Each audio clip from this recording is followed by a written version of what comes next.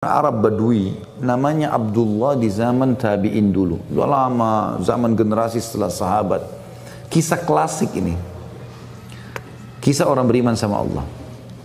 Abdullah ini Bapak Ibu sekalian, duduk tinggal di kemah di padang pasir.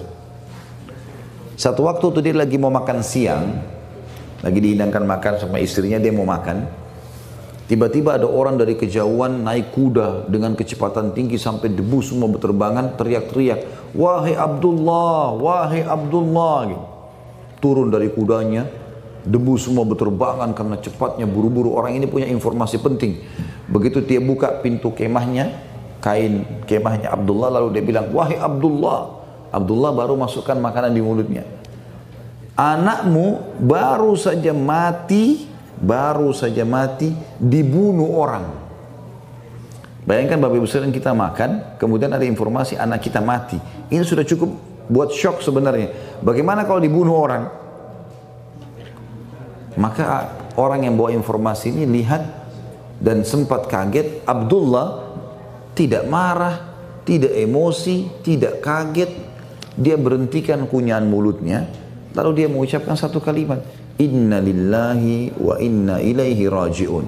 Kami milik Allah, kami akan kembali kepada Allah. Titik. Lalu Abdullah kembali makan.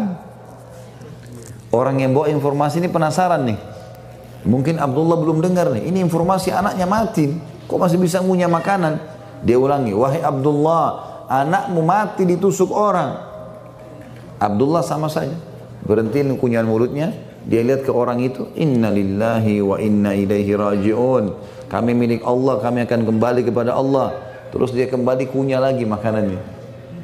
Nanti kita jelaskan kenapa dia kembali kunyah makanannya, kenapa Abdullah begitu tenang. Orang ini kena penasaran, dia bilang, dia ulang yang 3 kali. Dia belum yakin, Abdullah ngerti nggak ini? Dia bilang, "Demi Allah, wahai Abdullah," dia sumpah, "saya melihat seseorang pegang pisau, tusuk dada anakmu, berdarah, mati." Nggak ada lagi yang lebih jelas dari itu. Ternyata Abdullah sama saja. Dia berhentiin kunyahan mulutnya. Dia mengatakan, "Inna lillahi wa inna ilaihi raji'un." Kami milik Allah, kami akan kembali kepada Allah. Lalu dia kembali kunyah makanannya. Orang itu karena penasaran, dia bilang, "Wahai Abdullah, demi Allah yang saya bayangkan tadi, Anda akan kaget, panik, Anda akan membongkar makanan di depan Anda ini dibuang, dan Anda segera mencari pembunuh anak Anda dan balas dendam." Itu normal, manusiawi, kan gitu. Maka Abdullah Bapak Ibu sekalian mendudukkan orang itu, "Duduklah." Ini dalam kondisi anaknya mati ditusuk orang. Perhatikan, dia bilang, "Duduklah." Lalu dia nasihati orang itu. Apa yang dia bilang? "Wahai saudaraku, anakku mati bukan karena kasus ditusuk orang itu, tapi karena ajalnya sudah datang. Kami adalah sekelompok orang yang beriman kepada Allah, dan Allah Tuhan kami sudah menyampaikan kalau ajal datang pasti mati." Ya, ini perlu Bapak Ibu tahu ya, konsep dasar dalam kehidupan kita dan agama kita ini, tidak akan meninggal seseorang kalau ajalnya belum datang. Berapa banyak orang sakit stroke 10 tahun tidak mati-mati karena belum datang ajalnya. Berapa banyak orang yang tabrakan mobil masih bisa selamat.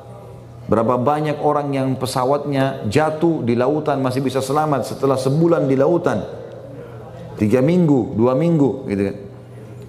Dan berapa banyak orang yang keluar dalam kondisi sehat, seorang olahragawan, bahkan tidak asing lagi di YouTube sekarang cuplikan, ada orang lagi main bola, mati. Nggak ada apa-apa, sehat, olahragawan. Maka yang membuat orang mati itu karena ajal. Kasus tabrakan, kasus sakit itu penyebab saja, penyebab.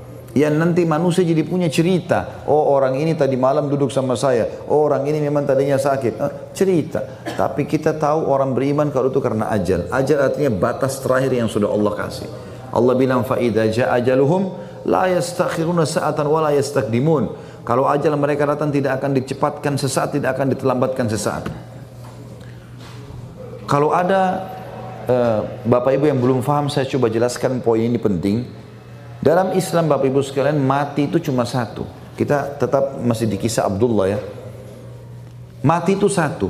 Kalau misalnya ada orang ditabrak kereta api kepalanya hancur, ada orang tenggelam di lautan dicabit-cabit badannya sama ikan, ada orang yang di pesawat meledak tidak ditemukan sepotong pun badannya, dengan ada orang mati di atas ranjang dalam kondisi istana besar tidak sakit di bawah AC dan selimut yang bagus, tetap dalam Islam namanya mati sama dan yang dirasakan sama. Sakaratil maut, proses pencabutan ruh. Nggak ada lagi dalam Islam itu Bapak Ibu sekalian orang yang ditabrak kereta api, aduh kepala saya sakit.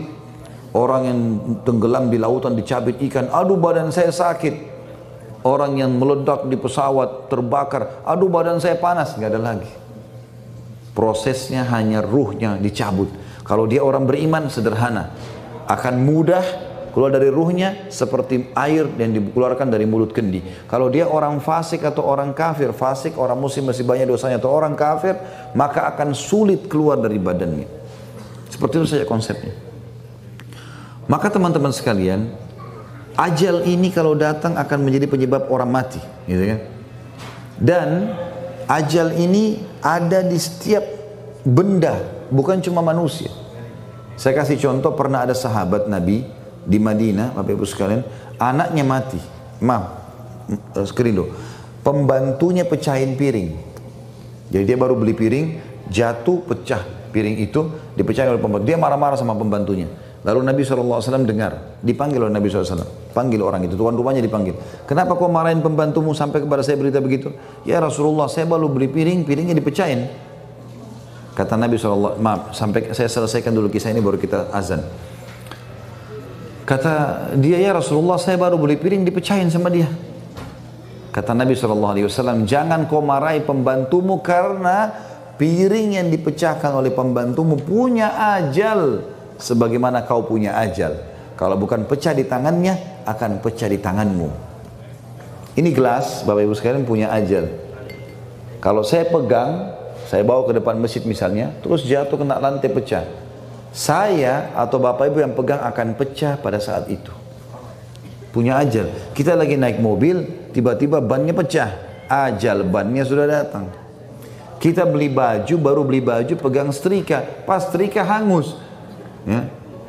Itu penyebabnya saja, setrikanya. Karena berapa banyak baju yang kita setrika nggak hangus-hangus. Ajalnya memang di situ. Berapa banyak makanan yang kita beli, taruh di kulkas, besok kita buka sudah berjamur. Sudah datang ajal. Ya.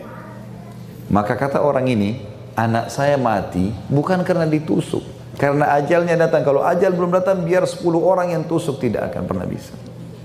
Ya. Seperti itulah. Nanti kita akan kembali insya Allah setelah sholat maghrib, masih melanjutkan kisah Abdullah ini. Melanjutkan kisah kita. Tadi kisah Abdullah, orang yang saleh, tentang masalah kasus anaknya yang terbunuh. Dan kita sudah sampai menjelaskan tadi bagaimana beliau tidak panik karena berimannya kepada Allah dan tahu kalau Allah sudah menentukan ajal. Apapun yang merupakan penyebab di muka bumi ini hanya sebab saja, tapi semua ditentukan dengan keputusan dari Sang Pencipta Allah. Setelah beliau menjelaskan kalau anak saya mati tadi karena ajalnya dan bukan karena tusukan orang itu, beliau lalu berkata kepada orang yang membawa informasi tentang kematian anaknya, dan ketahuilah kalau saya ikuti tadi apa yang kamu bilang, makanan ini saya buang, maka itu mubadzir. Dan Allah berfirman dalam Al-Quran, A'udzu billahi minasyaitonir rajim, innal mubadzirina kanu ikhwanasy syayatin wa kana syaitanu rabbih kafura. Sesungguhnya orang-orang yang mubadzir adalah saudaranya syaitan, dan syaitan kufur kepada Tuhannya. Maka saya tidak mungkin melakukan itu. Yang saya lakukan sekarang adalah saya akan makan makanan ini supaya tidak mubadzir seperti yang kamu tadi bahasakan disuruh buang. Lalu kemudian saya akan pergi dan mengurus jenazah anak saya. Apa yang membuat si Abdullah, Bapak Ibu sekalian, begitu tenang menghadapi kematian anaknya? Karena dia tahu dia punya Tuhan Allah. Dan Allah memberikan panduan kepada dia kalau kematian datang tidak bisa ditolak. Dan apapun yang menjadi penyebab hanya sekedar penyebab. Intinya dia sudah sampai pada saat itu akan mati. Dan juga Dia tidak mau panik, tidak perlu panik karena memang itu akan terjadi, sudah pasti terjadi. Dan tidak mau membuang-buang makanan yang sedang dia makan. Dan ini alasan kenapa dia tetap mengunyah makanan tersebut, supaya dia tidak mengikuti syaitan yang telah dilarang oleh Allah untuk mengikutinya. Inilah Bapak Ibu sekalian gambaran tentang orang saleh. Tentu banyak sekali kisah berhubungan dengan masalah ini ya.